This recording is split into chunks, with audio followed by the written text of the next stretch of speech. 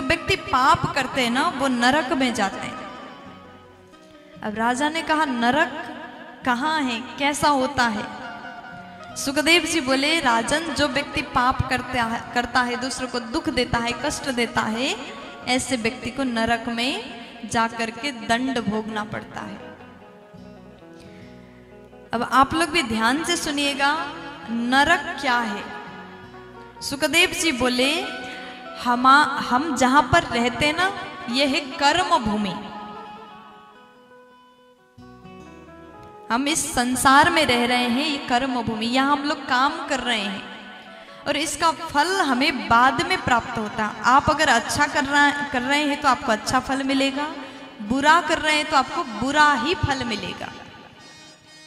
इस कर्म भूमि से दक्षिण दिशा की ओर नरक है। नरक तो बहुत है, लेकिन 28 प्रकार के नरक के बारे में बताया गया, जिनमें से कुछ नरक की चर्चा हम लोग करेंगे। सुखदेव जी कहते हैं राजन, जो व्यक्ति दूसरों से पैसा उधार लेता है और वापस नहीं करता तो वो व्यक्ति तामिश्र नामक नरक में जाता है। इसलिए कभी भी आप किसी से उधार पैसा लो तो समय पर वापस कर दो।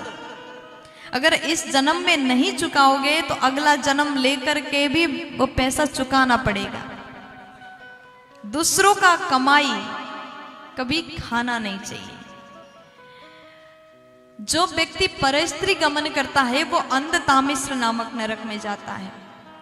जो व्यक्ति दूसरों से घृणा करता है ना, वो रौरव नामक नरक में जाता है।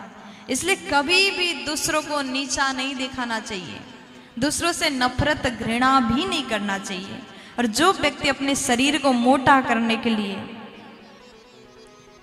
जीव हत्या करता है और उसको खाता है, वो कुंभी पाक नामक नरक में जाता है। प्यार से बोलो, कुंभी पाक नामक नरक में क्या होता है?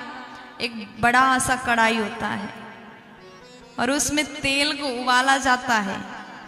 जिसने इस संसार में जीव हत्या करके उसको पका करके खाया, वहां जाकर के उसको भी पकाया जाता है तेल में।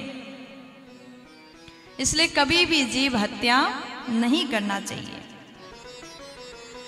अब राजा तो डर गए, प्रभु ये बताइए, ये सब पाप तो हमने नहीं किया, लेकिन जीवन में कभी कभी अनजाने में भी पाप हो जाते हैं।